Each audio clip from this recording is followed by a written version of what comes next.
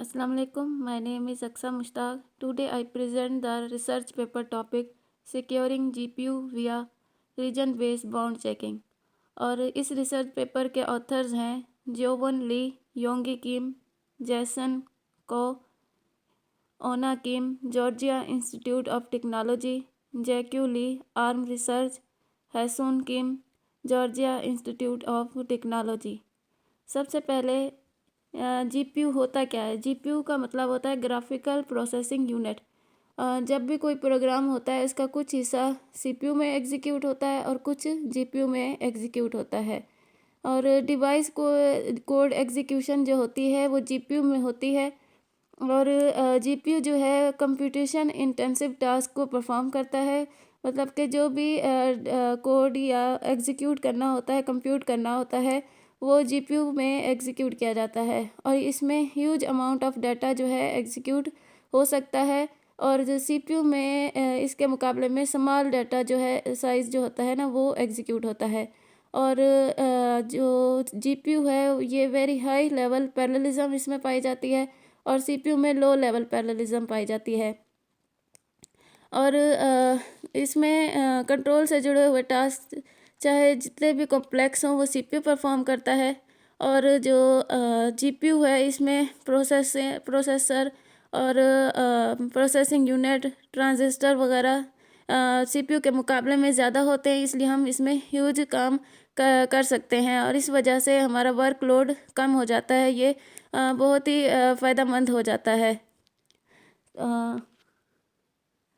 अब इस research paper में मेमोरी सेफ्टी प्रॉब्लम पाई जाती है कि इसमें securing threats are serious problem. इसमें जो जीपीयू के जो सिक्योरिटी थ्रेट हैं वो सीरियस एक प्रॉब्लम पाया जाता है।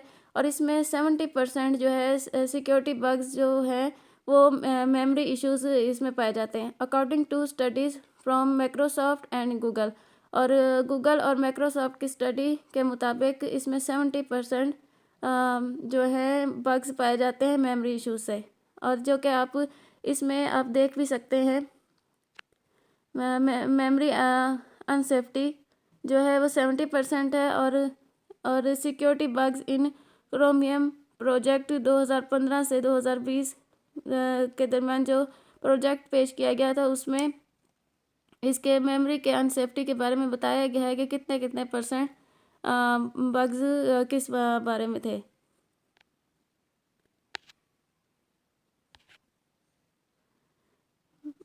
Memory safety being protected from security vulnerabilities and software bugs when handling memory access। Memory को एक्सेस करने में जो वल्नरेबिलिटीज़ पाई जाती हैं सॉफ्टवेयर की भी हो सकती हैं, हार्डवेयर की भी हो सकती हैं। और मेमोरी को एक्सेस करते हुए भी जो वल्नरेबिलिटीज़ या कमज़ोरियाँ पाई जाती हैं वो इसमें दिखाई गई हैं। Example buffer overflow. और एक एग्जांपल है बफर ओवरफ्लो की। बफर होता क्या है। बफर का मतलब होता है कि मेमोरी के अंदर जो है टेम्परेरी स्टोरेज को बफर कहते हैं और ये फिज़िकल मेमोरी का एक पार्ट होता है। और हर बफर की एक मेमोरी की कैपेसिटी जो होती है मुख्तलिफ होती है। और मतलब कि इनकी लेंथ जो होती है वो देखी जाती है कि कितनी है। और अगर हम एक बफर है जो जिसकी कैपेसिटी के मुताबिक अगर हम डाटा उसमें सेव करते हैं, लेकिन अगर हम उसे उसकी कैपेसिटी से ज़्यादा डाटा इंटर कर देंगे तो वो क्या हो जाएगा, बफर ओवरफ्लो हो जाता है। तो इस चीज़ को क्या कहा जाता है, बफर ओवरफ्लो के उसकी कैपेसिटी से ज़्यादा उसमें डाटा इंटर कर देना। तो बफर ओवरफ्लो जैसे कि अब इस डायग्राम में दिखाए गए हैं, दो बफर दिखाए गए, बफर ए और बफर बी। और जब भी जो भी मेमोरी होती है उसमें बहुत सारे बफर्स हो सकते हैं।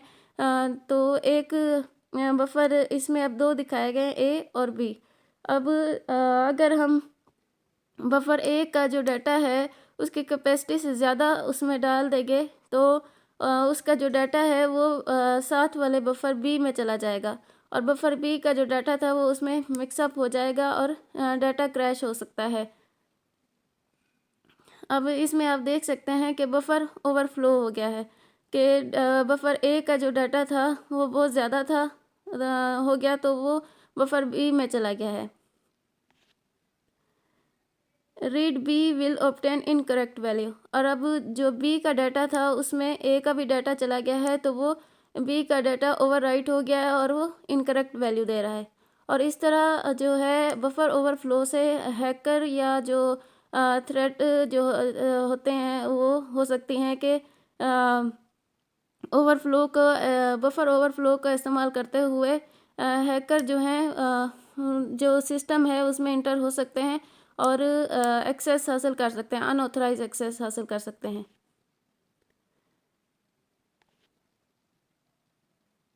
GPU memory safety. Memory safety has been studied for decades, however not much done for GPU. जो इसके मुतल्लिक है स्टडी जो है वो काफ़ी सालों से हो रही है, लेकिन GPU के मुतल्लिक बहुत कम की गई है। GPU आर कंसिडर्ड रिलायबल, ये GPU जो है इसको रिलायबल कंसिडर किया जाता है। GPU work on unimportant data, और GPU का जो काम है वो अनइम्पोर्टेंट डाटा पे करके देखा जाता है। Growing concern about memory safety in GPU use for private and secure information, और ये जो है ये प्राइवेट और सिक्योर इंफॉर्मेशन के लिए इस्तेमाल किया जाता है। For example machine learning training, mind control attack demonstrated a GPU buffer overflow to interrupt other GPU applications. अब जब भी कोई एप्लीकेशन होती हैं लिखी जाती हैं, वो कोड की फॉर्म में लिखी जाती हैं, तो प्रोग्रामर जो डाटा है एक प्रोसेस से दूसरे प्रोसेस में करने के लिए जो डाटा है वो बफर में सेव कर देता है। मतलब अगर हमने डाटा को इनपुट किया है तो वो डाटा जो है टेम्परेरी तौर पर सेव किया जाता है बफर में, और इसके बाद आउटपुट किया जाता है। लेकिन जब कोई भी एप्लीकेशन लिखी जाती है तो हो सकता है कि एप्लीकेशन लिखते हुए जो डाटा है वो बफर के साइज़ को देखा जाता है कि बफर में कितनी साइज़ है। इनफ साइज़ है तो ही हम सेव कर सकते हैं। अगर तो हम इनफ साइज़ नहीं है तो फिर ओवरफ्लो हो सकता है बफर में। तो उससे क्या होता है कि हैकर जो है ये हैकर क्या कर सकते हैं कि उससे ना अनऑथराइज एक्सेस हासिल कर सकते हैं। जैसे कि एक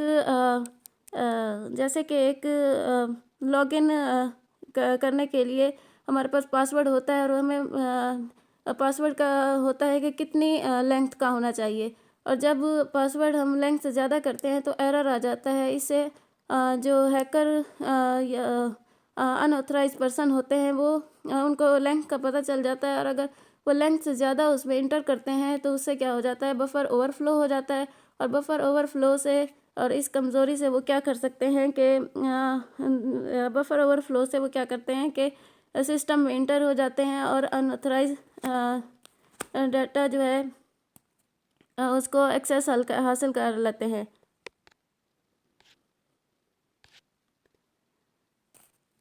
तो इस चीज़ के लिए हार्डवेयर बाउंड चेकिंग मेकनिज़म पेश किया जाता है CPU के लिए कि हमें पहले ही चेक कर लेते हैं कि बफर में हमारे पास जो है कितनी कैपेसिटी है, और इसमें हम जो हमारा डाटा है उतनी स्पेस है तो उतनी हम उसमें डाटा इंटर कर सकते हैं।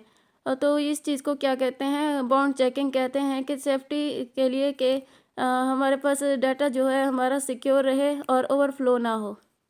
Checking weather a given address is with in bound, तो चेक किया जाता है और उसको एड्रेस के ज़रिए एक्सेस किया जाता है। और इसमें एक बफर आईडी होती है to identify the memory chunk, जो मेमोरी की चंक होती है तो उसके आइडेंटिफाई करने के लिए उसकी एक आईडी यूज़ की जाती है। Unused upper memory address bits buffer ID, और ये बफर आईडी होती है।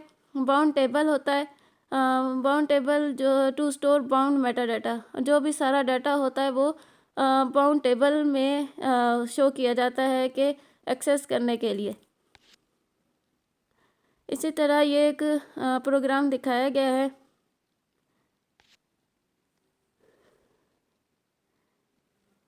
बफर ए जो है यहाँ पर ये एक मेमोरी है और इसमें बफर ए और बी मौजूद है। और बफर ए का डायग्राम में आप देख सकते हैं कि आईडी दिखाई गई है और उसका एड्रेस दिखाया गया है, और बफर बी का भी आईडी और एड्रेस दिखाया गया है। और बाउंड मेटा डाटा जो है उसमें अब जितने भी बफर हैं उन सब की इंफॉर्मेशन स्टोर होगी। बाउंड टेबल में अब आप देख सकते हैं कि दोनों बफर्स की इंफॉर्मेशन है, साइज़ है, एड्रेस है और आईडी है। और इस इंडेक्स के ज़रिए क्या हो रही है कि बाउंड चेकिंग हो रही है ताकि हमारा डाटा जो है सिक्योर रहे। Challenges to adopt CPU solution to GPU. इसमें जो चैलेंजेस पाए जाते हैं वो दिखाए गए हैं। नो रजिस्टर एक्सटेंशन और दूसरा है नो बैंडविड्थ इंक्रीज। और इसमें टोटल जो है resources multiply by number of threads और नंबर ऑफ ब्लॉक्स और number of SM mean shared memory.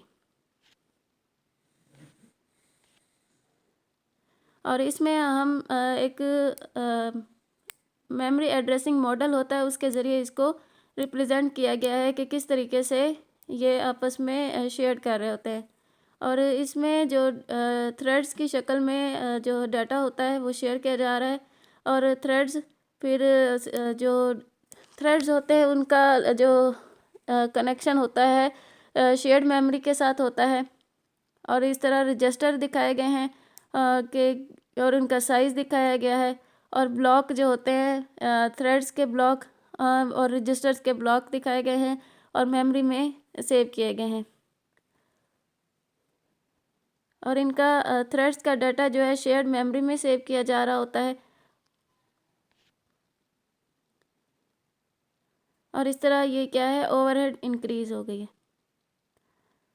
अब हम जीपीयू प्रोग्राम ऑब्जर्वेशन के बारे में देखते हैं कि GPU program observation 1 kernel buffer are specified in the kernel argument.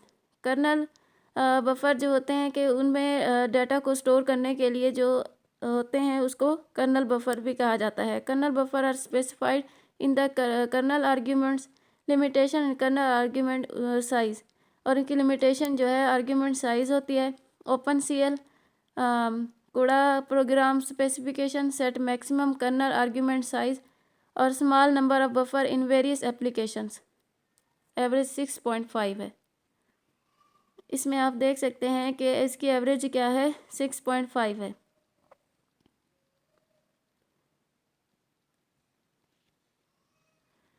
Need to keep track of only small number of kernel buffer to protect. इसमें track किया जाता है कि small number of kernel buffer to protect. और kernel buffer जो होते हैं वो डाटा को स्टोर करते हैं और तमाम थ्रेड्स का जो डाटा होता है वो ग्लोबल मेमोरी में सेव होता है। और कर्नल बफर का डाटा भी जो होता है वो किसके साथ लिंक होता है, ग्लोबल मेमोरी के साथ होता है उनका, जो कि जीपीयू में होता है। ऑब्जर्वेशन नंबर 2 है जीपीयू एड्रेसिंग मेथड। इसमें 3 मेथड होते हैं। मेथड ए बाइंडिंग टेबल। बाइंडिंग टेबल के ज़रिए जो एड्रेसिंग की जाती है और एड्रेसिंग मोड है बाइंडिंग टेबल। इसमें इंडेक्स और ऑफसेट नंबर के ज़रिए क्या किया जाता है कि डाटा को एड्रेस किया जाता है। LD destination offset BT index. Method B जो है फुल वर्चुअल एड्रेस। इसमें क्या होता है कि फुल वर्चुअल एड्रेस के ज़रिए क्या होता है कि सोर्स और डेस्टिनेशन एड्रेस के ज़रिए हम डाटा को फैच कर सकते हैं।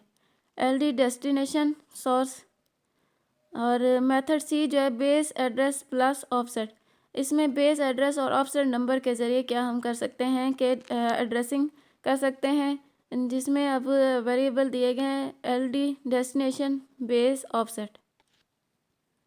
अब बाइंडिंग टेबल है जिसमें तमाम थ्रेड्स की इंफॉर्मेशन सेव होती है। और ये इनडायरेक्ट मेथड होता है। इसमें अब इंडेक्स, बेस एड्रेस और साइज़ दी गई है। अब जैसे फॉर एग्जांपल कोड़ा मेलोक ए और 256 उसका साइज़ हो गया। ए उसका एड्रेस हो गया और ये इसका बेस एड्रेस हो गया और 256 उसका साइज़ हो गया। Utilize size information in method A and C. अच्छा, आगे हम सीपीयू शील्ड ओवरव्यू के बारे में पढ़ेंगे कि सीपीयू शील्ड ओवरव्यू क्या है। सीपीयू शील्ड जो होता है वो इसके ज़रिए हम क्या कर सकते हैं कि बाउंड चेकिंग कर सकते हैं जीपीयू की के हमारे पास जो है जो बफर में इंफॉर्मेशन जो हम है कैपेसिटी उसकी कितनी है, और उसमें हम अपना जो भी प्रोग्राम लिख रहे हैं या डाटा हमारे पास है वो उसमें पूरा आ सकता है या नहीं आ सकता। तो इसमें सीपीयू शील्ड को यूज़ किया जाता है। ये हमें सिक्योरिटी की गारंटी देता है कि हमारे पास जो डाटा है वो ओवरफ्लो नहीं होगा और कोई थ्रेट इस पे नहीं हो है इस पे। इसमें अब होस्ट कोड होता है और एक कर्नल कोड होता है। स्टैटिक एनालिसिस बैट, इसमें एक्सेस फिल्टरिंग टाइप चेकिंग होती है। और BAT मतलब क्या होता है, बाउंड एनालिसिस टेबल। और जीपीयू बाइनरी और बैट, जीपीयू बाइनरी के बाद जीपीयू बाइनरी का मतलब है कि ग्लोबल मेमोरी में सेव हो रहा होता है। इसमें सारी इंफॉर्मेशन जो होती है डाटे की एड्रेस सब सेव होते हैं। उसके बाद RBT generation by GPU driver. अगर जीपीयू में क्या हो कि अगर हमारे पास डाटा ओवरफ्लो हो जाए तो फिर हम उस चीज़ को मसले को हल करने के लिए क्या करते हैं कि उसके जीपीयू के ड्राइवर को अपडेट कर देते हैं। तो उससे क्या होता है कि हमारा काम सही हो जाता है और सही से काम करने लग जाता है। और आरबीटी में बफर आईडी मैनेजमेंट में जनरेशन, इंक्रप्शन और इम्वेंटिंग टू पॉइंटर, पॉइंटर के ज़रिए इसको इम्वेंट किया जा रहा होता है।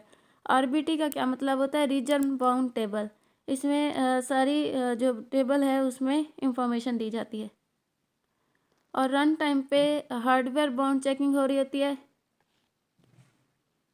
स्टैटिक एनालिसिस क्या है, इसमें होस्ट और डिवाइस। होस्ट मतलब क्या होता है कि सीपीयू में जो एग्जीक्यूशन हो रही होती है, और डिवाइस मतलब होता है जीपीयू के डिवाइस से मतलब जो भी कोड होता है वो जीपीयू में एग्जीक्यूट हो रहा होता है। और होस्ट में मेन में हो रहा होता है और डिवाइस में कर्नल में। और वही ऑफसेट और आईडी के थ्रू क्या हो रहा है, ये प्रोग्राम लिखे गए हैं जिससे हम डाटा को बाउंड चेकिंग कर रहे हैं। बाउंड एनालिसिस टेबल दिखाया गया है और इनके वैल्यूज़ दिखाई गई हैं। अब कर्नल बफर ए में साइज़ उसका 256 और ये एक वेरिएबल दिखाए गए हैं और उनका एड्रेस और साइज़ बताए गए हैं और उनकी रेंज बताई गई है। और डिवाइस में जो जीपीयू का है उसके कोड में ATID ऑफसेट नंबर के थ्रू उसको एक्सेस कर रहे हैं। अब इंडेक्स में TID और ऑफसेट के ज़रिए हम 8 बिट से क्या कर सकते हैं, उसको एक्सेस कर सकते हैं और साइज़ को कम कर सकते हैं। और फिर 136 इसमें ऑफसेट और 128 है साइज़, लेकिन हम 8 बिट से उसको एक्सेस कर सकते हैं, मतलब हमारा ये रिड्यूस कर देता है साइज़ को। रन टाइम चेक्स एक्स और टाइप 1। फिर बी की बाउंड चेकिंग हो रही है, इसी तरह से बी को हमने चेक कर लेना है। Run time check with pointer types. अब पॉइंटर टाइप्स के ज़रिए हम क्या कर सकते हैं कि एड्रेसिंग को एक्सेस कर सकते हैं या डाटा को एक्सेस कर सकते हैं। क्योंकि डाटा को हम डायरेक्ट एक्सेस नहीं कर सकते तो इस वजह से पॉइंटर्स को यूज़ करके हम एक्सेस कर लेते हैं। टाइप 1 नो प्रोटेक्शन, और इसमें एड्रेस दिखाया गया, नो प्रोटेक्शन दी गई है। और नो प्रोटेक्शन जो है वो ATID प्लस ऑफसेट के ज़रिए उसको एक्सेस कर रहे हैं।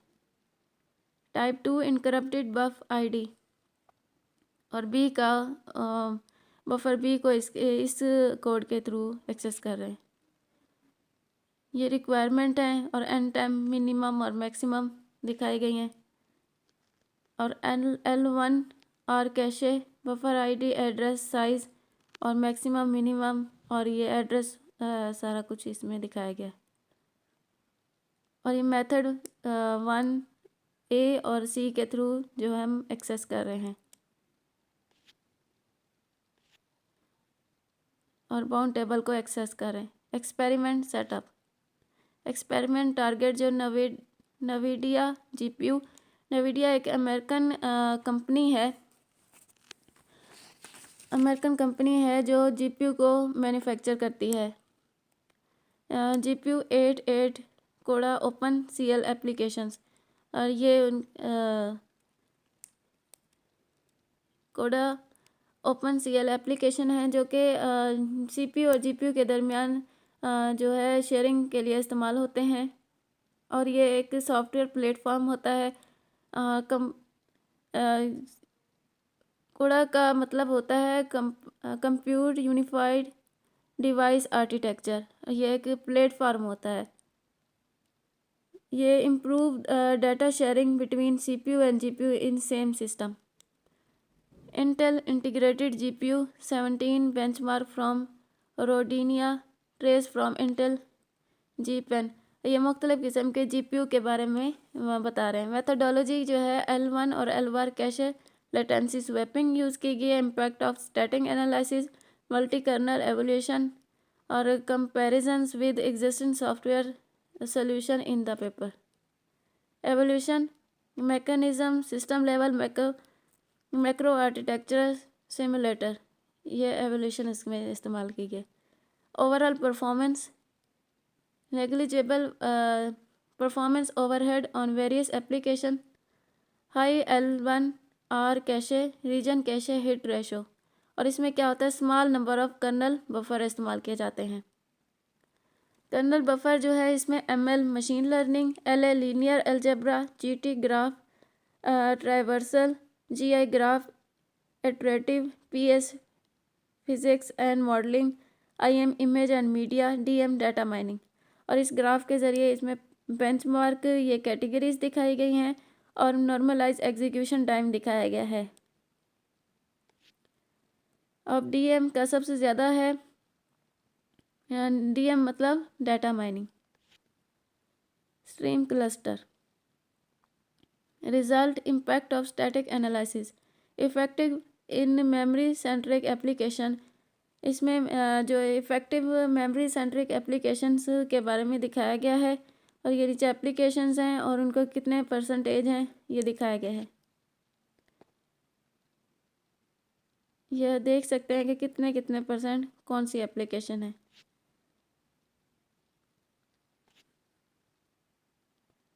GCDTC की ज़्यादा है और स्ट्रीम क्लस्टर की सबसे ज़्यादा है, 120% है।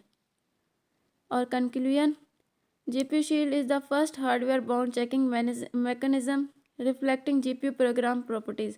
GPU शील्ड जो इंट्रोड्यूस किया गया ये first hardware bound checking mechanism है जिससे हम बाउंड चेकिंग कर सकते हैं और reflecting GPU program properties to migrate to overhead from massively parallelism execution.